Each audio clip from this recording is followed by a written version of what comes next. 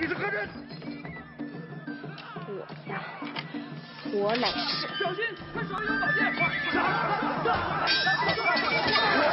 我便是潇洒人间一线牵。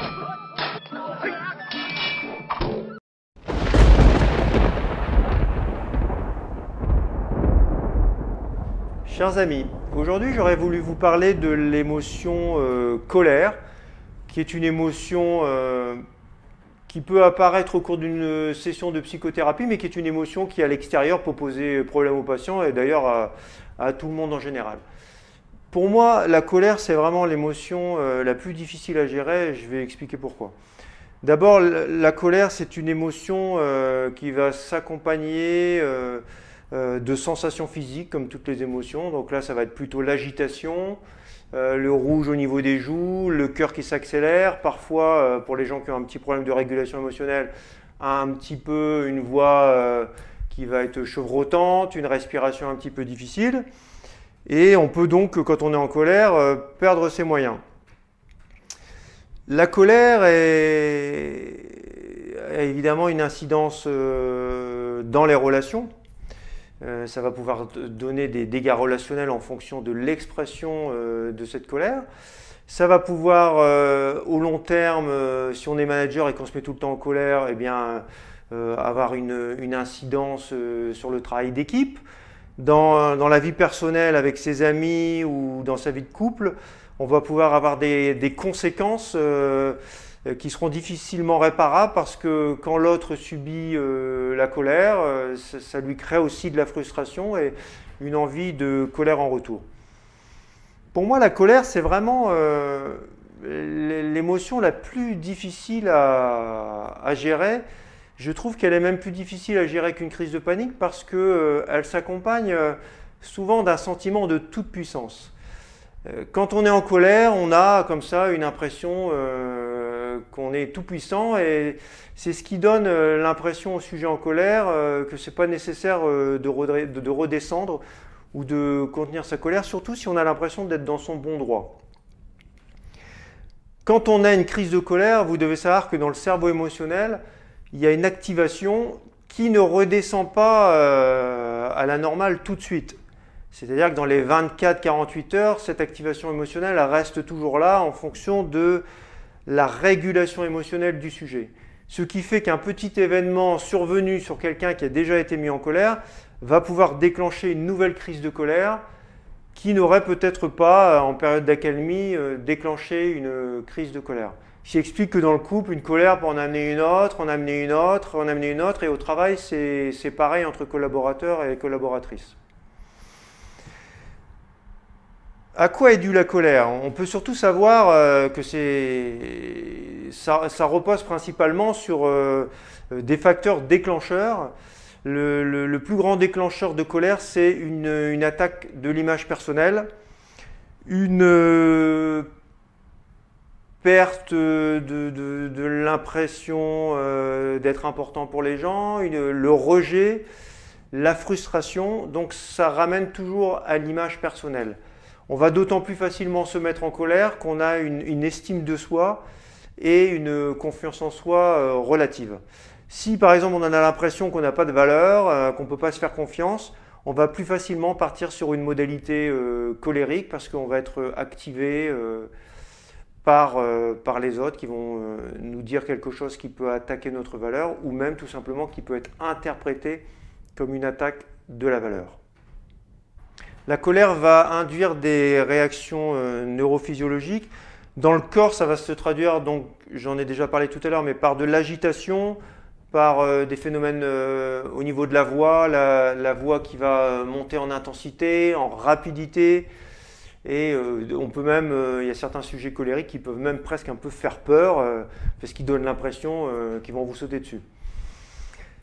La capacité de se mettre en colère repose principalement sur la capacité à auto-réguler ses relations. Il y a des gens qui vont pouvoir rester calmes et il y a d'autres personnes qui vont partir à la moindre réflexion, à la moindre frustration. Donc ça dépend beaucoup de sa capacité de régulation émotionnelle et vous voyez où je veux vous emmener, c'est-à-dire que ça ramène aussi au trauma qu'on a pu avoir et comment on a résolu ses propres traumas. Dans les sessions de thérapie, derrière la colère, il y a souvent de la tristesse. Et on peut retrouver d'ailleurs ce qu'on voit chez les enfants, c'est que derrière un enfant en colère, il y a souvent de la tristesse, de l'intolérance à la séparation avec les parents. Donc des parents qui se sont séparés d'un enfant, qui n'ont pas donné d'explication. L'enfant, quand il retrouve ses parents, peut bouder, exprimer de la colère, taper du pied, sans exprimer qu'en fait il était triste. Dans une thérapie, on peut retrouver que derrière un sentiment colérique, il y a souvent de la tristesse. D'ailleurs, il existe une forme de dépression qu'on appelle la dépression hostile, qui est une dépression qui va principalement se manifester par de la colère, par de l'irritabilité, par de l'agressivité, sans que soit mis en avant vraiment un tableau de tristesse. C'est ce qu'on appelle la dépression hostile, qui est plus fréquente chez les enfants, adolescents et chez les personnes âgées. Mais sachez que la tristesse et la dépression peut se manifester que par des crises de colère. Donc si vous avez des crises de colère qui n'existaient pas avant, une irritabilité qui n'existait pas avant et qui ne fait pas partie de votre personnalité, ça peut être intéressant d'avoir un avis pour savoir ce qui se passe au niveau de votre humeur. Peut-être qu'il y a une dépression qu'on pourrait dire masquée et qui nécessite d'être prise en charge. Comment peut-on apprendre à gérer sa colère? Donc j'ai dit, pour moi, c'est l'émotion la plus difficile à gérer parce qu'elle arrive comme ça soudainement et qu'elle donne un sentiment de toute puissance, et on va même appeler ça un piratage ascendant, c'est-à-dire que le système limbique, donc le cerveau profond émotionnel, pirate complètement le néocortex, et c'est pour ça qu'on utilise des expressions comme j'ai vu rouge, j'ai pas réfléchi, c'est arrivé un petit peu comme un coup de tonnerre. Ça s'explique tout simplement par ce piratage ascendant du sous-cortex sur le néocortex qui n'a pas tellement de contrôle à ce moment-là. Donc on peut augmenter cette capacité de contrôle par des techniques comme la relaxation, la méditation, la pleine conscience, mais on peut aussi apprendre à mettre en place des mesures comportementales, par exemple d'arriver à identifier sa propre colère et se dire que quand on est en colère, on se donne par exemple 24 heures pour réagir. Par exemple, moi, quand je suis en colère, je me dis toujours, je mets un timer et je me dis j'attends 24 heures pour répondre. Je ne réponds jamais sous la colère parce que quand on répond à quelqu'un ou qu'on se lance dans une conversation en colère, en fait, en général, ça ne donne pas grand-chose. Voire même, on va créer des séquelles relationnelles parce qu'on va finir par dire des choses très déplaisantes. Maintenant, dans l'expression de la colère, il y a quand même des clés très très importantes. Il est important de ne pas attaquer l'image de l'autre, c'est-à-dire de rester vraiment factuel. Si on dit avec un ton de voix belliqueux et on va dire très fort, on dit à quelqu'un « je suis en colère parce que tu as utilisé mon ordinateur, que tu ne l'as pas éteint, je suis en colère parce que tu m'as dit ça l'autre jour », ce n'est pas la même chose que d'attaquer l'image de l'autre en disant « t'es un bon à rien, on ne peut pas compter sur toi, tu n'es pas quelqu'un de bien, t'es nul ». Ça risque de créer aussi un conflit et ça risque aussi de créer une contre-colère en retour. Donc il y a une des clés, c'est quand on est en colère, si vraiment on n'arrive pas à se contrôler, de bien veiller à toujours rester factuel. Maintenant, la meilleure solution, c'est d'apprendre à différer l'expression de sa colère et d'apprendre des techniques pour s'autoréguler. Donc dans les techniques pour s'autoréguler, il y a aussi, j'ai oublié de le dire, la cohérence cardiaque, donc qui est une respiration qui est assez proche finalement de la pleine conscience. Mais en dehors des situations où on est en colère, on peut aussi maintenir un état de régulation émotionnelle en pratiquant tout ce qui est relaxation, en pratiquant du sport, en pratiquant du yoga, de la méditation, pour essayer de maintenir son état émotionnel assez bas, parce que tout à l'heure, souvenez-vous, je vous ai dit, si on est en colère, un autre événement va redéclencher une colère parfois plus importante et le système n'a jamais le temps de revenir à son état d'équilibre. Donc si vous avez un problème de colère, vous pouvez apprendre à vous donner une discipline, c'est-à-dire quand je suis en colère, je mets en place un timer, j'attends 24 heures, 48 heures avant de dire à l'autre ce qui ne me plaît pas. C'est tout à fait crédible puisqu'il n'y a jamais d'urgence à exprimer sa colère. Et entre deux, utiliser des techniques de régulation émotionnelle, mais il y a quand même une discipline aussi au jour le jour qui est d'apprendre à rester dans un état émotionnel assez bas.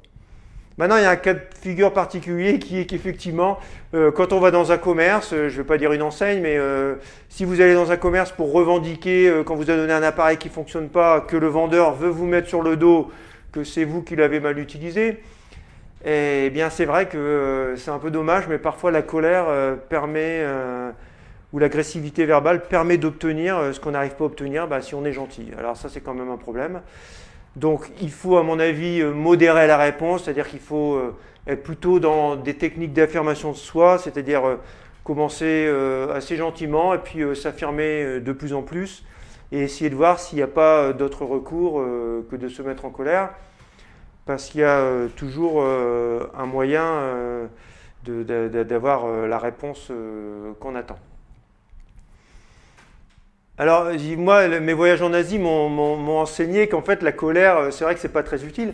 Par exemple, en Asie, on dit souvent que la colère, dès que les mots sont plus hauts, que la colère est présente, les couteaux ne sont pas loin. C'est pour ça qu'en Asie, on essaie toujours de rester calme, d'être dans la régulation émotionnelle et d'essayer d'être plus dans des recherches de solutions que d'être dans l'agressivité. Voilà, donc j'espère que pour les gens qui ont un problème de colère, ou même pour tout le monde d'ailleurs, parce que c'est quand même, ne pas se mettre en colère du tout, ça peut poser aussi problème. Il y a, j'ai oublié de citer ce cas de figure, mais il y a ce qu'on appelle par exemple les faux calmes. Les faux calmes, c'est des gens qui sont toujours calmes, qui se mettent jamais en colère, et puis un jour ils se mettent en colère, et ils ont une colère complètement disproportionnée. Je me souviens un jour au cours d'une réunion, il y a plusieurs années, d'avoir assisté à la colère d'un de mes collègues qui était quelqu'un de réputé de très très calme, et j'avoue que cette colère-là, elle était complètement disproportionnée, et moi j'appelle ça les faux calmes. Donc même les faux calmes, même les gens qui ne se mettent pas souvent en colère, ont besoin d'apprendre à s'autoréguler, parce que souvent ils sont plutôt sur un mode apathique ou hypoactive, ils sont plutôt dans une baisse d'activation plutôt que d'exprimer ce qui leur pose problème. Voilà, si vous avez des questions, vous pouvez me les poser dans les commentaires et je vous dis à bientôt.